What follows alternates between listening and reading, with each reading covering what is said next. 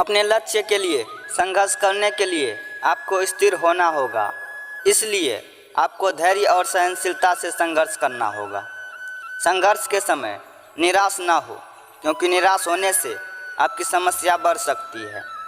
जो अधर्म के रास्ते पर नहीं चलता उसका विजय उसी के साथ होती है जो सत्य के रास्ते पर चलता है। संघर्ष भरी जिंदगी में कामयाब होने के लिए आपको धैर्य और समझदारी दोनों की ज़रूरत होगी। जीवन का सफ़र बहुत ही लंबा होता है, इसलिए आपको हमेशा उच्च उद्देश्यों का चयन करना चाहिए। सफलता के लिए निरंतर दृढ़ संकल्प और समर्पण जरूरी होता है। यदि आप यह दोनों विशेषताओं से वंचित हैं तो आप कभी सफल नहीं होंगे। जीवन के मुश्किल पलों में आपको अपने लक्ष्य को याद रखना चाहिए, इससे आपके संघर्ष को शक्ति मिलेगी। श्री कृष्ण हमें समझाते हैं कि हमें अपने कर्तव्यों का पालन करना चाहिए और उन्हें पूर्णतः निभाने के लिए संघर्ष करना चाहिए। सफलता के लिए आपको अपनी जिज्ञासा को बढ़ाना चाहिए और इसे निरंतर संवेदनशीलता के साथ जीना चाहिए।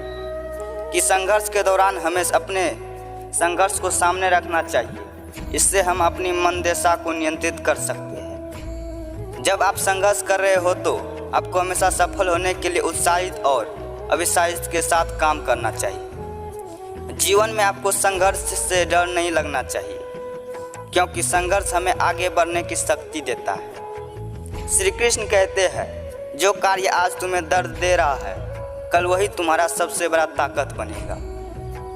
जो आपका गुस्सा सहन करके भी आपका ही साथ दे, आपको उससे ज़्यादा कोई नहीं मिल सकता। हे कान्हा, अब जिंदगी चाहे कितना भी पल की मिले, बस दुआ है तुम्हारे साथ मिले। गीता में स्पष्ट लिखा है कि निराश ना हो, कमज़ोर आपका वक्त है, आप नहीं। जो बुरे वक्त में आपकी कमियां गिनने लग जाए उससे बड़ा मतलब इंसान कोई नहीं। कृष्ण के लिए खर्च की गई कोई चीज़ कभी व्यर्थ नहीं जाती, चाहे वो सांस हो या वक्त। मुस्कान का कोई मोल नहीं होता, रिश्तों का कोई तोल नहीं होता। लोग तो मिल जाते हैं हर रास्ते पर, लेकिन हर कोई आपकी तरह अनमोल नहीं होता। तुम्हारी किस्मत का लिखा तुमसे कोई छीन नहीं सकता। अगर भरोसा है रब पर तो तुम्हें वो मिलेगा जो तुम्हारा हो नहीं सकता। जो रास्ता ईश्वर ने आपके लिए खोला है उसे कभी भी कोई बंद नहीं कर सकता। जब आप दूसरों के लिए अच्छा चाहते हैं तो वही अच्छी चीज़ें आपके जीवन में वापस आती है। यही प्रकृति का नियम है। निर्बलता अवश्य ईश्वर देता है, परंतु मर्यादा मनुष्य का मन खुद निर्माण करता है। धर्म केवल रास्ता दिखाता है, लेकिन मंजिल तक तो कर्म ही पहुंचाता है। सदैव संदेह करने वाले व्यक्ति के लिए प्रसन्नता ना इस श्लोक में है ना ही कहीं और।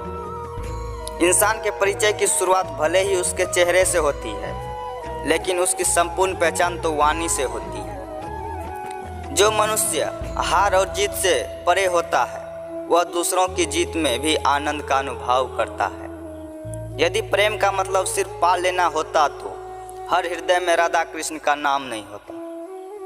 व्यक्ति जो चाहे बन सकता है, यदि वह विश्वास के साथ इच्छित वस्तु पर लगातार चिंतन करे।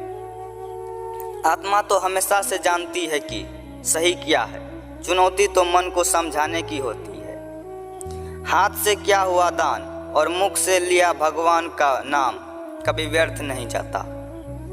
हे प्रभु, दोनों हाथ जोड़कर आपसे विनती है, उन्हें खुश रखना जो मुझे याद करते हैं। जय श्री कृष्ण।